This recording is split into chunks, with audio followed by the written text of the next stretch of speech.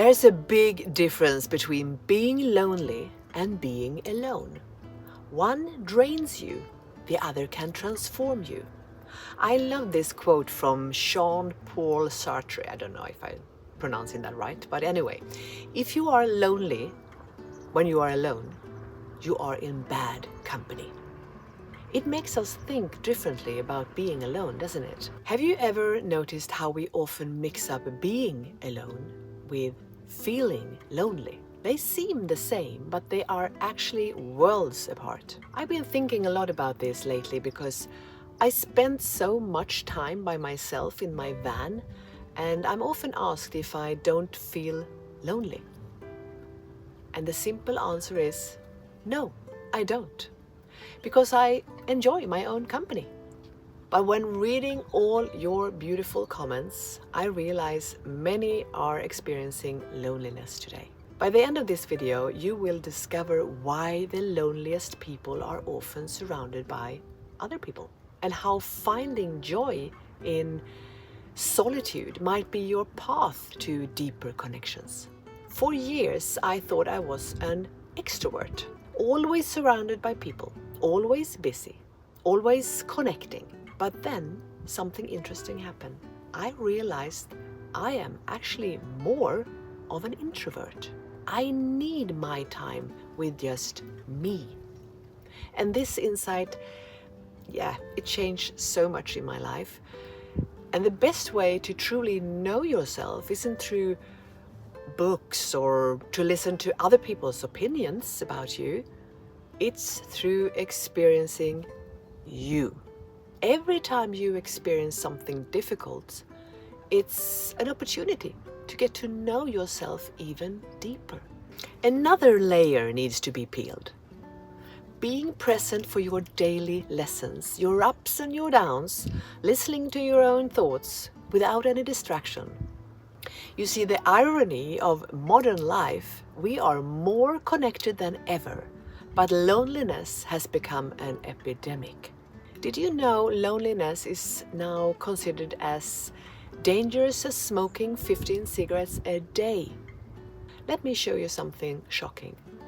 Google loneliness and you get epidemic of loneliness. This shows that loneliness isn't just a personal problem anymore.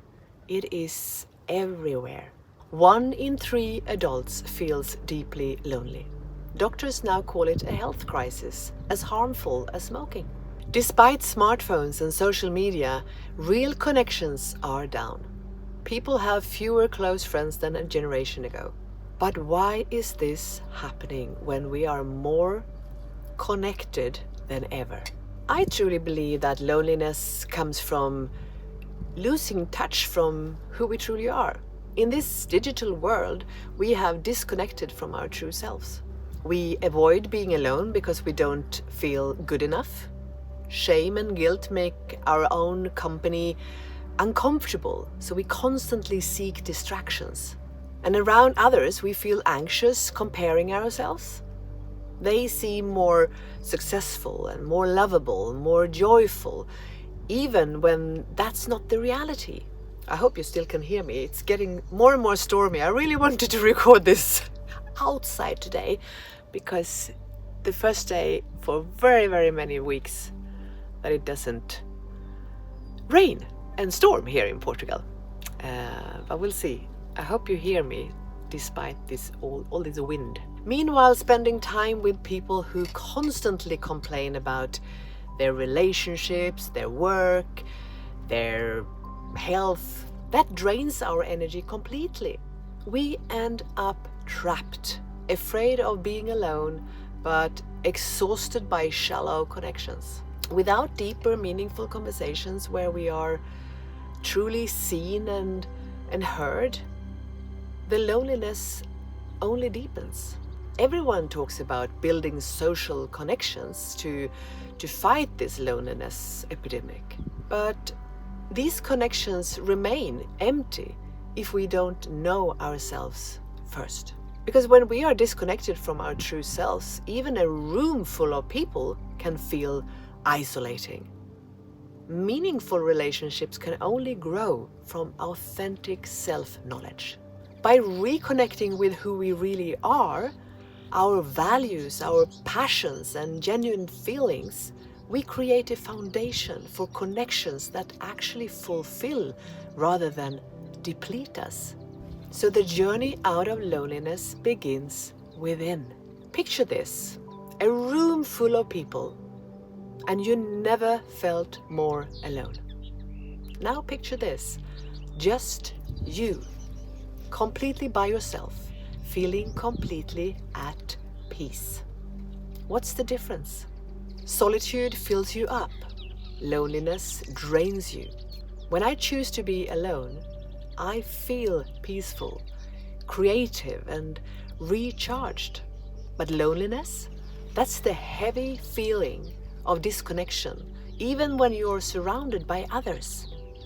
Have you ever felt more alone in a crowd than when you are by yourself? That's because true loneliness isn't about physical presence. It's about connection. When two lonely people meet, they often become emotionally dependent on each other because they both have a void they think the other person can fill. In any relationship, whether it is romantic or friendship, they are there for the wrong reason. They're coming from a place of lack. They aren't genuine because they are seeking something from the other person to complete themselves. This only creates toxic relationships that can never ever truly be healthy. I remember one of my clients who was in a marriage where she suffered from feeling lonely. They lived together in a house with their kids, but her husband always chose to stay by himself watching TV and doing his things in another room. She wasn't alone, but the loneliness was tearing her apart. There was no connection. Have you ever felt lonely in a relationship? Please share with me. I mean, we all feel lonely sometimes, and each experience is unique. But feeling lonely is not the same as being alone. What's your experience? I'd love to hear in the comments. Let's play a quick game. Think of the last 3 major decisions that you made. Now ask yourself, how many of those were actually your choices versus choices you made to please others? Do you know what I have noticed? Almost every decision we make is influenced by some sort of norm or expectation, whether from society or family. Instead of following our hearts, we let others' expectations guide us. People we might not even know, someone on social media. Think about it. Who do we spend time with? How we spend our money? What we buy? How we celebrate birthdays, weddings. We try to please others at the expense of our own joy.